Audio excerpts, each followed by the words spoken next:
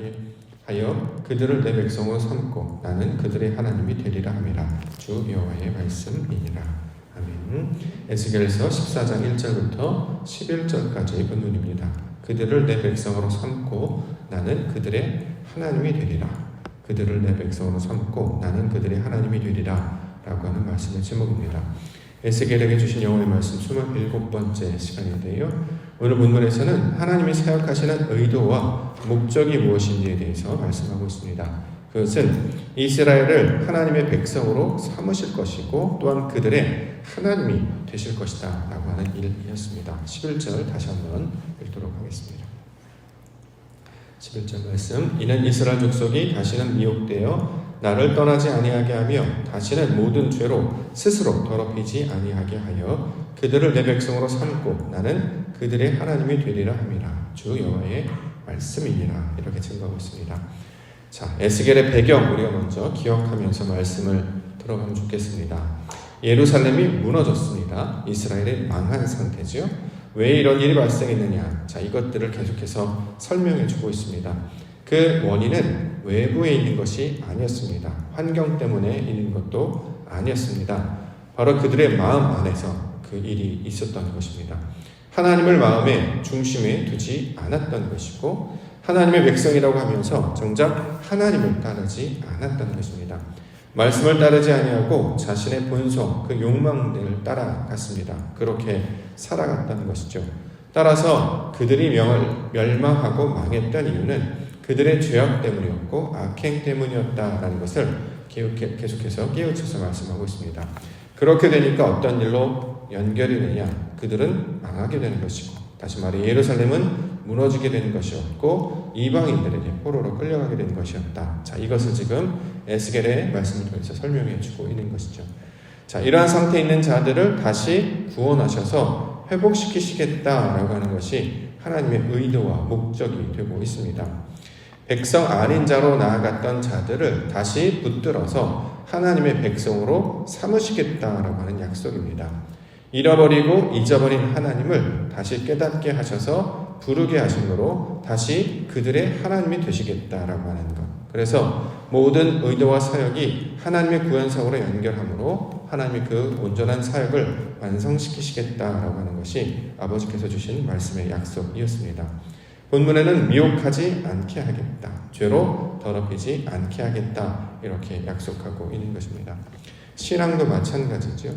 우리 마음 안에서 하나님의 말씀이 작동하지 않게 되면 무너지게 됩니다. 멸망하게 됩니다. 자신의 생각이나 경험을 따르면 뭔가 이룰 수 있을 것 같은데 그 결론은 뭔가 이루는 것이 아니라 모든 것이 헛된 상태로 만나게 되는 것이죠. 인생을 열심히 살아갑니다. 근데 막상 얻어지는 것이 없게 되는 것이죠. 자, 그러면 절망 가운데, 낙심 가운데, 원망 가운데 살아가게 됩니다. 자, 이러한 자들 가운데 하나님 찾아오셔서 말씀을 듣게 하시고 하나님을 따르게 해주셨습니다. 그러므로 이 신앙은 하나님을 다시 발견하는 과정으로 우리가 삼을 수 있을 것입니다. 자, 놓쳤던 하나님, 잃어버렸던 하나님을 다시 우리가 생각해내어서 하나님 앞에 서는 것입니다. 우리가 일상으로 좀 비유를 해본다면 일상에서 우리는 하루를 시작할 때 거울을 보거나 우리 집안을 살피게 됩니다. 무슨 일이 있는지는 아닌지, 우리가 살펴야 될 것은 없는지 점검하는 것이죠. 마찬가지로 우리 마음도 하나님의 말씀 앞에 살펴보는 것이 아마 이 예배의 시간이 될 것이다 라고 생각합니다.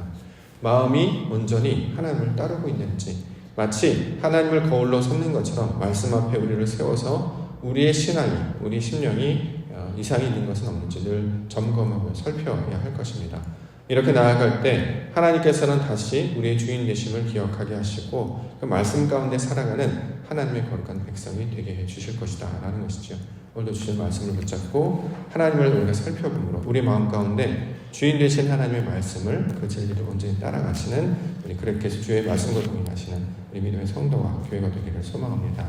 자, 우리를 돌이키시겠다라고 했는데요. 가장 먼저 살펴보게 하시는 것은 자기 우상에 관한 이야기하고 있습니다. 3절부터 5절까지 말씀드리겠습니다. 인자야, 이 사람들이 자기 우상을 마음에 들이며 죄악의 걸림돌을 자기 앞에 두었으니 그들이 내게 묻기를 내 조금인들 용납하랴. 그런즉 너는 그들에게 말하여 이르라. 나 주 여호와가 말하노라. 이스라엘 족속 중에 그 우상을 마음에 들이며 죄악의 걸림돌을 자기 앞에 두고 선지자에게로 가는 모든 자에게 나 여호와가 그 우상을 수여를 보응하리니 이는 이스라엘 족속이 다 그 우상으로 말미암아 나를 배반하였으므로 내가 그들이 마음먹은 대로 그들을 잡으려 합니다. 자, 우상에 관한 이야기하고 있고 특별히 이것을 자기 우상이라는 말로 번역해 주었습니다. 우상이라고 하는 것이 무엇인가? 우상. 하나님이 아닌 것을 보통 이제 우상이다라고 이야기하죠. 그러면 그 우상의 본질이 무엇일까요? 그 실체가 무엇일까요? 하나님이 아닌 것의 실체. 그것은 다른 것이 아니라 자신의 욕망, 자신의 정욕이 실체예요. 본질이 되는 것이죠. 자, 그렇게 해서 만든 대상을 우상이라고 이야기합니다. 우상은 다른 말로 헛된 것입니다. 비어있는 것입니다. 모양만 있고 그 안에 아무런 내용이 없습니다. 그렇기 때문에 생명이 있을 수가 없는 것이고 능력이 있을 수가 없는 것이죠. 우리의 욕망도 마찬가지입니다. 우리가 그렇게 되기를 바랄 뿐입니다. 원할 뿐이지 그 안에 아무런 힘이나 생명이나 능력은 하나도 없게 된다는 거죠. 그렇게 욕망이나 자신의 욕심을 붙잡고 있게 되는 것은 마치 공갈빵이 부서지는 것처럼 그 껍데기가 부서지게 되면 아무런 것도 가질 수 없게 되는 것을 설명하고 있습니다. 인생을 경험하면서 우리가 깨닫는 것은 우리가 지식이나 경험이 쌓이면 무언가 우리가 감당할 수 있고 일할 수 있고 이것을 이룰 수 있을 것이다 라는 생각을 갖게 됩니다. 그래서 어떤 것들을 시도하거나 어떤 것들을 추구하고자 하는 것이 있게 되는 거죠. 그런데 놀랍게도 인생을 살아가면 아무것도 나의 마음과 뜻으로 이룰 수 있는 것은 아무것도 없음을 깨닫게 됩니다. 이게 사실 인생을 살아가면서 얻게 되는 지혜지요. 지혜의 상징이라고 하는 솔로몬 왕이 있었습니다. 그는 인생의 말년에 전도서라는 책을 기록하지요. 전도서의 내용은 무엇이었냐면 인생의 모든 것들을 내가 다 겪어보고 감당하고 추구해 보았는데 그 결론이 무엇이냐? 헛되다라는 것이었다는 거죠. 지식을 추구했습니다. 지혜를 추구했습니다. 많은 업적을 쌓았고 많은 시도지었고 많은 연구를 통해 많은 업적들도 있었습니다. 근데 돌이켜보니까 이게 다 헛된 것이었다. 이렇게 고백하고 있습니다. 자, 사람들이 어떤 것을 추구하고 붙잡으려고 했으나 그것은 바람을 잡는 것과 똑같다는 것이죠. 무슨 뜻이냐면 사람의 노력과 의지로 이것이 이루어지는 것이 아니고 하나님께서 그때그때마다 우리 가운데 허락해 주신 것일 뿐이었다. 때를 따라 나타나는 하나님의 은혜였을 뿐이다 라는 것을 고백하고 있는 것입니다. 내가 하나를 넣어서 이것을 감당하면 어떤 하나를 얻을 수 있을 것이다 라고 했는데 그것은 매우 그 일부분이고 매우 짧았다는 것이고 그 모든 일이 하나님의 손 안에 그 뜻 안에 있었다라는 거죠. 씨를 뿌려서 어떤 수확물을 거두는 것조차도 중간중간에 모든 일을 아버지 하나님께서 감당해 주시지 않으면 내가 씨를 뿌린다고 해서 온전히 거둘 수 없게 되는 것을 알게 됩니다. 씨를 뿌리고 물을 줍니다. 그럼 이게 자라게 되는데 그 자랄 때에 돌봐주시지 않으면 비를 내려주시지 않거나 또 기근이 있거나 전쟁이 나타나면 이 곡식을 다 빼앗가 버리게 되지 않습니까? 그래서 그 모든 과정 가운데 하나님께서 인도하시고 보호하시고 돌봐주셨음을 깨닫는 것이 인생 가운데 감당해야 된 유일한 일이었다라고 고백합니다. 그래서 그의 결론에 창조주 하나님을 기억하라 라는 말씀으로 결론을 내고 있죠. 그게 인생의 본분이다 이렇게 이야기하고 있습니다. 욕망으로 얻어지는 모든 것은 우상이 되는 것이고 그 우상으로 얻어지는 것은 아무것도 없기에 그것을 쫓아가지 아니하고 하나님의 뜻을 쫓아갈 것을 가장 먼저 가르쳐주고 있습니다. 그러므로 가장 먼저 우리가 어떤 자리에서 돌이키기 위해서는 내가 서 있는 자리에서 실제 내가 감당하고 있는 현실을 우리 각각 살펴볼 수 있어야 된다는 거죠. 우리 마음 안에 욕망을 따라 살고 있는 것은 아닌지 또 내가 주인 되어서 내가 스스로 결정하고 판단하며 살고 있는 것은 아닌지 우리가 늘 점검해야 한다라는 것입니다. 이 마음 가운데 다시 하나님이 주인 되셔서 말씀이 주인 되셔서 나의 욕망과 내 소견 가운데 옳은 대로 머물러 있는 것이 아니라 그가 인도하시는 가운데로 날마다 그의 말씀과 동행하며 나아가는 것 이것이 하나님의 백성이 되는 길이고 다시 하나님이 우리 주인 되시는 길의 과정으로 설명하고 있습니다. 그래서 가증한 것을 떠나라 이렇게 말씀하고 있는 것입니다. 6절에 나와 있습니다. 그런즉 너는 이스라엘 족속에게 이르기를 주 여호와의 말씀에 너희는 마음을 돌이켜 우상을 떠나고 얼굴을 돌려 모든 가증한 것을 떠나라. 자, 떠나라. 하나님께서 말씀하시는 그 자리에서 나아가라. 우리가 이제 이걸 아브라함으로 비교를 해본다면 친척 아비집을 떠나는 것이죠. 자기에게 익숙한 것, 내가 원래 있던 그 편한 자리, 안일한 자리, 거기서 벗어나는 것을 가리키고 있는 말입니다. 하나님께서 원하시는 모양대로 그 말씀의 요구대로 한 걸음 한 걸음 나아가는 것. 자, 이것이 떠나다에 주시는 말씀이 되는 것입니다. 사람은 끊임없이 머무르려고 합니다. 여기가 좋사오니, 이 상태가 좋사오니. 그래서 성을 쌓거나 바벨이라고 하는 탑을 쌓지요. 그런데 하나님은 머물러 있지 않게 하십니다. 늘 변화하고 성장하게 해주세요. 왜 그러냐면 그래야 성장하기 때문입니다. 마치 시냇가에 심은 나무처럼 물가에 흐르는 물이 계속해서 흘러야 그 물이 신선한 물이 되고 그 물이 생명의 물이 되는 것처럼 이렇게 우리의 마음에 하나님의 말씀을 계속 흘려보내주셔서 그 마음 가운데 새로운 것들을 받아들이게 하시고 하나님의 것들로 우리를 새롭게 정결하게 해주시는 것입니다. 시편 1편 1절과 2절에 보면 복 있는 사람에 관해서 설명하고 있죠. 복 있는 사람은 악인들의 꾀를 따르지 아니하며 죄인들의 길에 서지 아니하며 오만한 자리에 앉지 아니하고 오직 여호와의 율법을 즐거워하여 그의 율법을 주여로 묵상하는도다. 자, 악인들은 꾀를 따르거나 길에 서거나 자리에 앉으려고 한다는 거죠. 자꾸 머물려고 하는 성향이 있다는 것입니다. 내가 가지고 있는 생각, 내가 가지고 있는 경험, 이것에 붙들려서 자꾸 거기에 머물려고 한다는 거예요. 우리 마음이 그렇죠. 우리의 본성이 그렇습니다. 그런데 거기 머물러 있지 말고 우리 마음을 어디로 향하고 나아가고 인도하시냐면 율법을 묵상하는 자리로 인도해 주신다는 겁니다. 마음이 하나님의 말씀을 따라서 그러한가 하여 날마다 말씀을 묵상하는 자가 되는 것. 이걸 이제 우리가 현실에서 적용해 본다면 모든 상황이나 어떤 환경에서 하나님의 뜻이 그러한가 하여서 말씀을 따라 아버지 하나님을 추구하는 것을 가리키고 있는 말입니다. 하나님의 뜻이 어떤 것인지, 이 가운데 주시는 아버지의 뜻이 무엇인지 날마다 이것들을 발견하며 나아가려고 한다는 거죠.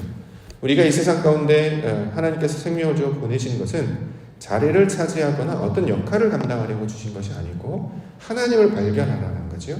우리가 인생이 어렸을 때부터 지금까지 쭉 살면서 매번 인생과 상황 가운데 펼쳐주신 모든 상황 안에서 우리는 그 가운데 역사하시는 하나님을 발견케 해주셨습니다. 그것들을 깨닫고 그것들을 얻고 확인하고 자라가게 하시면 그 하나님을 발견하는 자리로 계속 그러한가 해요. 그렇게 말씀과 동행하면서 살아가는 것이 인생이 참된 인생들의 본분이었다라는 것이에요. 그래서 삶 가운데 주시는 모든 정황, 그 가운데 주시는 말씀을 추구하는 자로 살아갈 것을 가르쳐주고 있다는 거죠. 그런데 말씀을 통해 진리를 주셔서 하나님의 뜻이 그러한가요? 추구하지 않으면 그걸 자꾸 잊어버리게 돼서 삶의 어떤 자리에 자꾸 추구하려고 합니다. 예를 들어서 어떤 좋은 일이 생긴다거나 물질이 생긴다거나 어떤 일들이 생기면 그게 편하고 좋기 때문에 계속 머물러 있기를 원한다는 거죠. 예를 들어서 여행으로 한번 비교를 해볼까요? 인생을 살다가 여행을 가는 경우가 있습니다. 그것이 짧은 하루든 이틀이든 어떤 인생에서 기억나는 어떤 장면들이 있어요. 여행에서 주는 유익은 좋은 것이라고 생각합니다.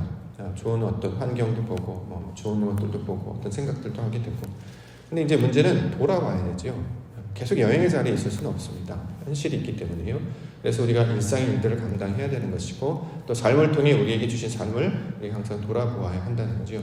근데 돌아오지 아니하고 계속 여행에 취해서 여행만 다닐 수는 없는 것 아니겠습니까? 자, 마음이 붕 떠서 매일 비행기만 타고 다닐 수는 없는 것이죠. 땅으로 내려와서 자신에게 맡겨진 일을 성실하게 감당하는 것. 이게 결국 인생들에게 주신 본분이라면 사람들의 마음은 결국 다시 하나님께 마음을 두고 그 일이 어떠한가 하여서 날마다 주시는 일을 성실하게 감당해 나아가는 것. 자, 이것을 전도서를 통해서도 설명을 하고 있는 것입니다. 자, 이렇게 될 때에 하나님의 원하시는 백성이 되는 것이고 그의 말씀을 따르는 자가 되었기 때문에 하나님께서 우리 다시 주인이 된다는 거죠. 선지자의 이름으로도 설명을 하고 있는데요. 9절과 10절 말씀 보겠습니다. 만일 선지자가 유혹을 받고 말을 하면 나 여호와가 그 선지자를 유혹을 받게 하였음이거니와 내가 손을 펴서 내 백성 이스라엘 가운데에서 그를 멸할 것이라. 선지자의 죄악과 그에게 묻는 자의 죄악이 같은즉 각각 자기의 죄악을 담당하리니. 자, 거짓 선지자, 어리석은 선지자라는 비유를 통해서 유대인들이 하나님의 말씀을 자기 뜻대로 해석하는 것을 경계하도록 이렇게 주셨습니다. 자, 우리를 왕 같은 제사장, 하나님 택하신 족속, 마치 말씀을 증거하는 선지자처럼 우리를 불러주셨다는 거죠.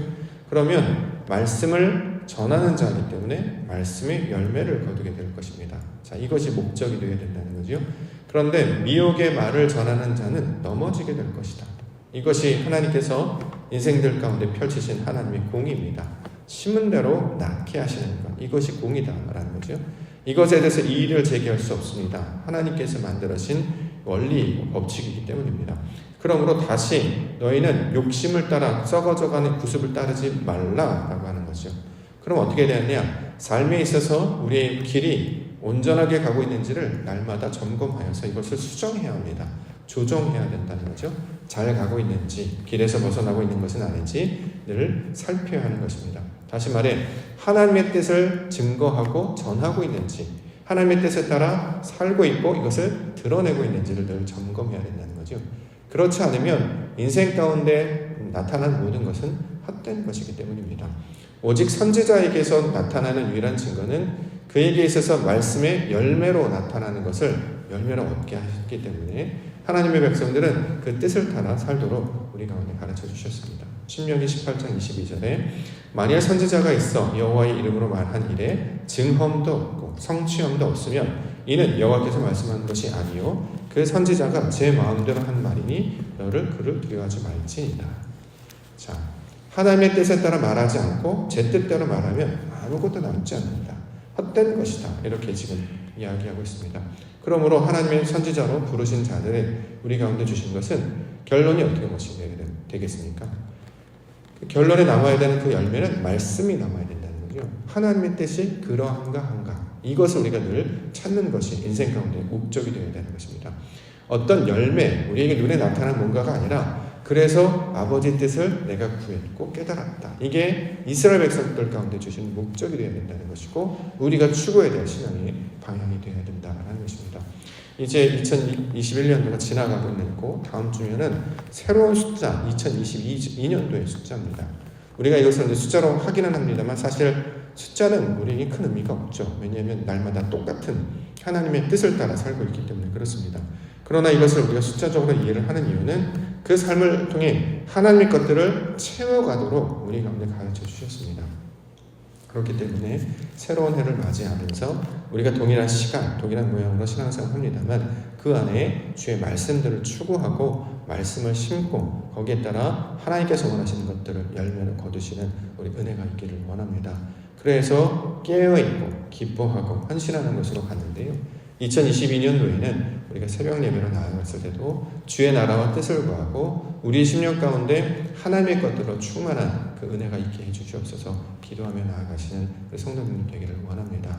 특별히 말씀과 동행하시며 오늘 주신 약속의 말씀 백성으로 삼으시겠다. 우리의 하나님이 되시겠다. 이것을 소망의 말씀을 붙들고 내가 주인이 되는 것이 아니라 하나님이 주인 되시는 우리 인생 되게 하시고 이제 나를 새롭게 바꿔주셔서 내가 왕이 되고 내가 백성이 되는 것이 아니라 하나님이 왕이 되시고 내가 하나님의 백성으로 살아가는 그 은혜 가운데 살게 해주시옵소서. 이렇게 기도하시며 말씀과 동행하며 살아가시는 믿음의 성도님들과 교회가 되기를 주님의 이름으로 간절히 축원합니다.